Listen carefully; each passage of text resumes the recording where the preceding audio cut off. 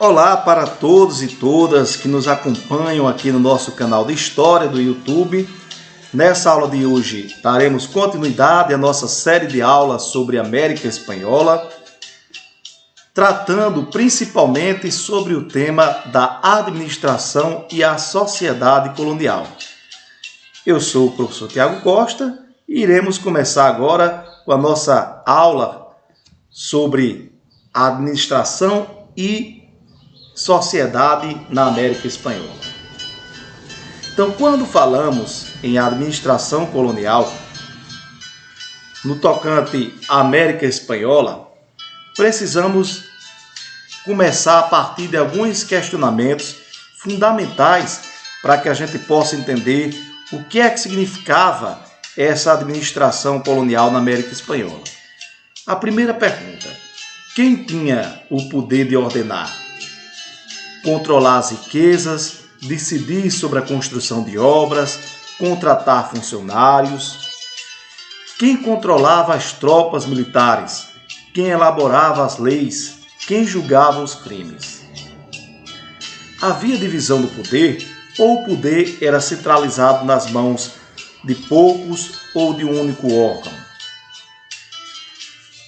O principal órgão da América Espanhola, principal órgão de administração da América Colonial Espanhola, era o Conselho Real e Supremo das Índias, criado em 1524 por Carlos VI, rei da Espanha.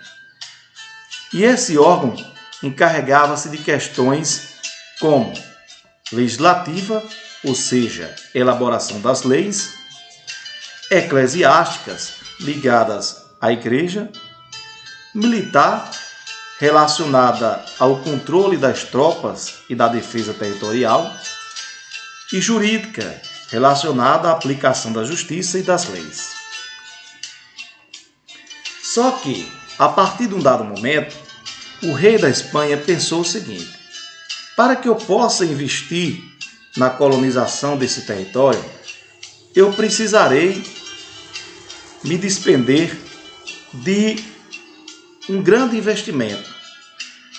Porque será preciso contratar homens, contratar militares, contratar navegadores, será preciso investir numa frota marítima e navios, será preciso investir na defesa do território, na compra de armamentos, na compra de cavalos, para poder investir no povoamento desse território e poder dele, posteriormente, tirar lucro, riquezas.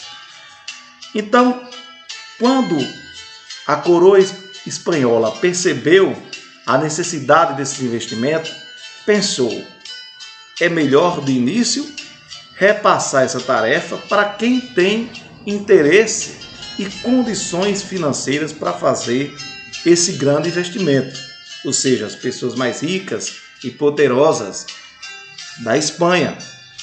E aí criou os chamados adelantados. O que eram os adelantados? O adelantado era uma concessão feita a terceiros, a particulares, para que essas pessoas pudessem ter poderes civis e militares para administrar o território espanhol aqui na América. E essas pessoas tinham o direito de explorar aqui as riquezas, contanto que repassasse 1/5 das riquezas conquistadas para a coroa espanhola. Então, isso era os adelantados. Porém, posteriormente, a coroa espanhola percebeu que, quando percebeu que a América tinha riquezas, como prata, por exemplo, além das terras, decidiu investir ela mesma no controle desse território e resolveu enviar pessoas de sua confiança para cumprir essas tarefas. E aí criou os vice-reinos. Dentre os principais vice-reinos, aliás, os vice-reinos que foram criados foram o vice-reino da Nova Espanha, o vice-reino do Peru, o vice-reino da Nova Granada e o vice-reino do Rio Prata. E também criou as capitanias gerais. Dentre as principais capitanias gerais está Cuba, Guatemala, Venezuela e a Capitania Geral do Chile. Essas capitanias gerais foram criadas em pontos estratégicos, ou seja, próximo ao Oceano Atlântico ou em locais que fossem mais próximo da Europa, o que facilitaria, por exemplo, a questão do comércio. E em locais também que fosse importante para a defesa do território.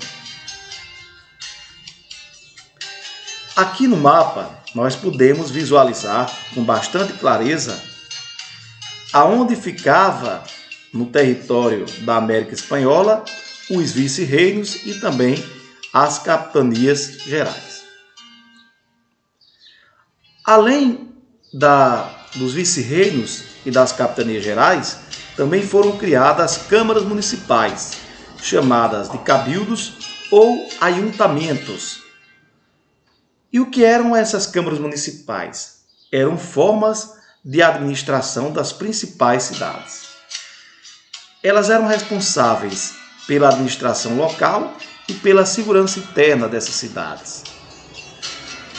Eram governadas por vereadores, e esses vereadores eram escolhidos entre os filhos dos espanhóis, chamados de crioulos. Agora vamos ver como era a sociedade colonial aqui na América Espanhola.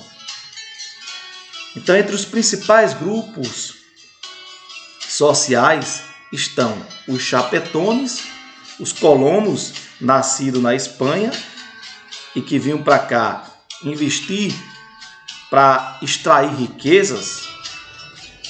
Havia também os crioulos, que eram os filhos dos espanhóis e que tinham nascido aqui na América. Havia os mestiços, filhos que eram filhos de crioulos ou de chapetones com índias ou africanas. E havia também os negros escravizados, trazidos da África. Então essa sociedade era uma sociedade hierárquica e com pouca mobilidade social.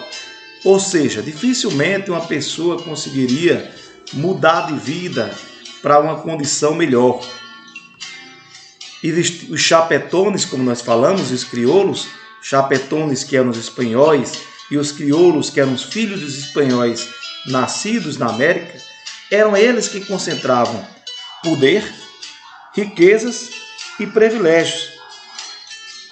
Eram donos das melhores terras, das fazendas, das minas e das manufaturas, e também possuíam os melhores cargos na administração pública, na igreja e nas forças militares. Já os índios, os negros, os mestiços eram submetidos a trabalhos forçados, à escravidão, ou trabalhavam em determinadas funções com baixa remuneração, com baixos salários. Então ficamos por aqui na nossa aula de hoje. Espero que tenha sido bastante proveitosa para todos e todas. Um forte abraço e até a próxima.